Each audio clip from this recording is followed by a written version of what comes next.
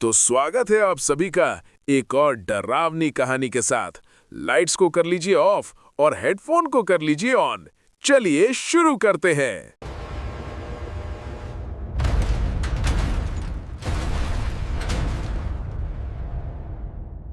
दोस्तों, आज की कहानी शुरू होती है एक नई शुरुआत से, जो बाद में एक खौफनाक अंजाम में बदल गई। ये कहानी है रोहन और प्रिया की। रोहन और प्रिया अपनी कार में बैठे हुए थे। बाहर तेज बारिश हो रही थी। वो लोग काफ़ी खुश थे क्योंकि आज वो लोग मुंबई के सबसे पॉश एरिया में शिफ्ट होने वाले थे। एक नई सोसाइटी जिसका नाम था एमरल्ड हाइट्स। रेंट थोड़ा कम था, जो कि हैरानी की बात थी इतनी लग्जरी सोसाइटी के लिए, पर उन्होंने सोचा कि शायद उनकी किस्मत अच्छी है। कार सोसाइटी के ह्यूज आयरन गेट के सामने रुकती है। गेट बड़ा पुराना और थोड़ा अजीब लग रहा था, पर बिल्डिंग एकदम नई थी। वॉचमैन ने गेट खोला। उसका चेहरा बड़ा पथरीला था, बिल्कुल बिना किसी एक्सप्रेशन के। रोहन ने कार पार्किंग में लगाई। दोनों नीचे उतरे। सन्नाटा इतना था कि उन्हें अपनी सांसें भी सुनाई दे रही थीं। वो लिफ्ट की तरफ बढ़े। लिफ्ट का दरवाज़ा खुला। प्रिया ने रोहन का हाथ पकड़ लिया। उसे हल्की सी घबराहट हो रही थी। वो 13th फ्लोर पे जा रहे थे, अपार्टमेंट नंबर 1304। जैसे ही वो फ्लैट के अंदर गए, एक ठंडी हवा का झोंका उन्हें महसूस हुआ। फ्लैट बहुत खूबसूरत था।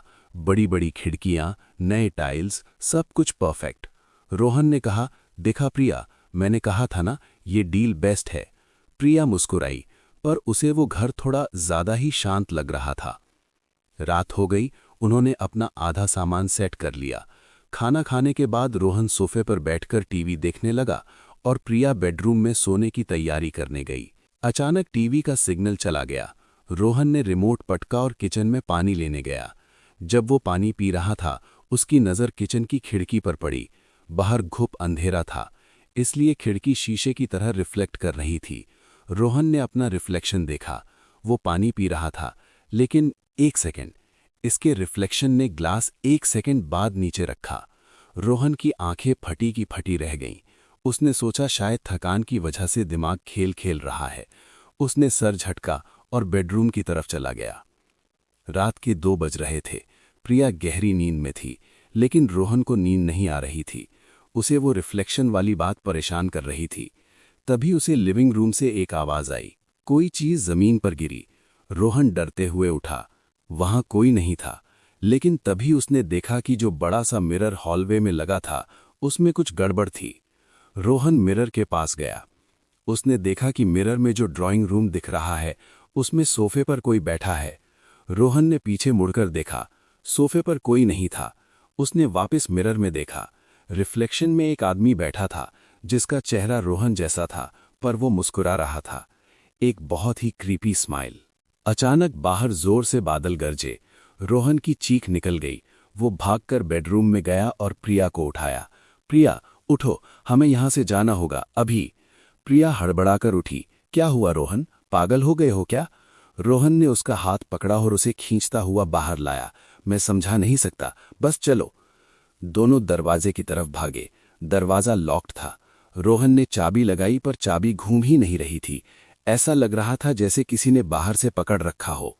खोलो, कोई है, हेल्प! रोहन चिल्लाया। तभी पीछे से एक आवाज़ आई।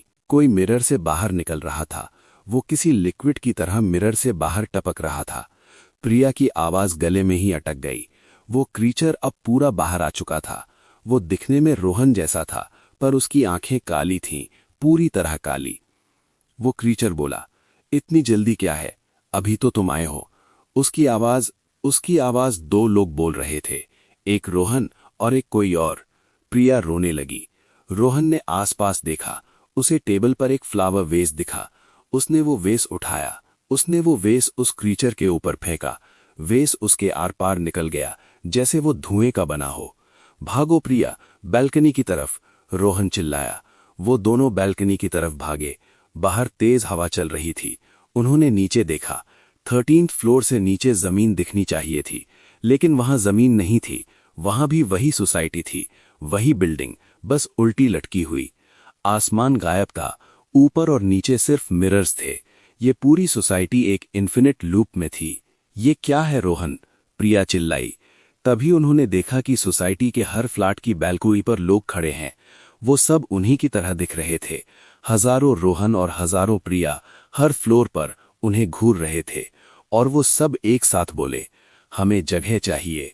रोहन समझ गया, ये सोसाइटी इंसानों के लिए नहीं थी, ये रिफ्लेक्शंस की दुनिया थी जो इंसानों को रिप्लेस करने का इंतजार कर रही थी। वो क्रीचर धीरे धीरे बैल्कनी की तरफ आ रहा था। तुम्हारा वक्त खत्म हुआ, वो बोला। रोहन ने प्रिया को कस के पकड़ा। हमें कूदना होगा, रोहन ने कहा। क्या, मर जाएंगे हम? प्रिया रोई।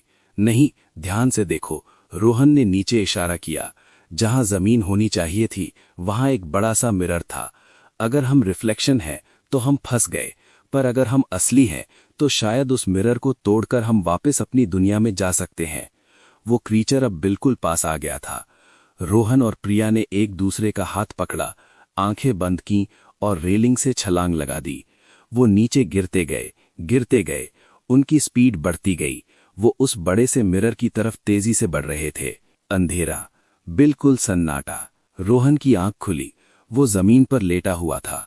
धूप उसके चेहरे पर आ रही थी। उसने उठकर देखा, वो सोसाइटी के गार्डन में थे, वही एमरल्ड हाइट्स। प्रिया भी उसके बगल में होश में आ रही थी। हम जिंदा हैं? प्रिया ने पूछा। रोहन ने राहत की सांस ली। लगता है हम बच गए। चलो कार निकालते हैं और यहां से हमेशा के लिए चले जाते हैं। वो पार्किंग की तरफ भागे। सोसाइटी पूरी तरह शांत थी, कोई वॉचमैन नहीं, कोई लोग नहीं। वो कार में बैठे। रोहन ने कार स्टार्ट की और गेट की तरफ स्पीड बढ़ाई। गेट खुला हुआ था। जैसे ही वो सोसाइटी से बाहर निकले, रोड पर ट्रैफिक की आवाज आई। सब नॉर्मल लग रहा था। Thank God. प्रिया ने कार के साइड मिरर को रियर व्यू मिरर को सेट करने के लिए हाथ बढ़ाया। रोहन ड्राइव कर रहा था, उसका ध्यान रोड पर था। प्रिया ने मिरर सेट किया और उसमें अपनी शक्ल देखी। प्रिया ने मिरर में देखा कि मिरर में वो मुस्कुरा रही है, लेकिन कार में बैठी प्रिया डर से कांप रही थी। मिरर वाली प्रिया ने आंख मारी। प्रिया ने घबराकर रोहन की तरफ देखा। रोहन, मिरर।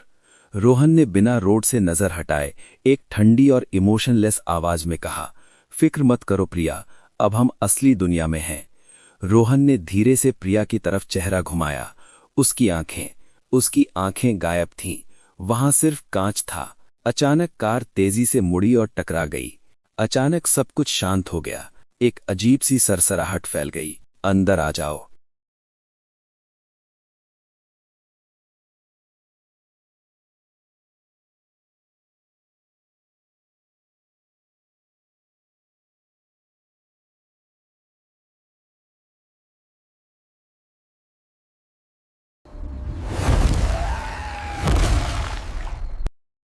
तो चलिए दोस्तों, उम्मीद है कि आपको ये स्टोरी पसंद आई होगी। अगर आपको ये स्टोरी पसंद आई तो लाइक कीजिए, शेयर कीजिए और हाँ, हमारे चैनल हॉरर मूड्स को सब्सक्राइब जरूर कीजिए और कमेंट में अपना सजेशन जरूर दीजिए। मिलते हैं अगली बार एक और खौफनाक कहानी के साथ।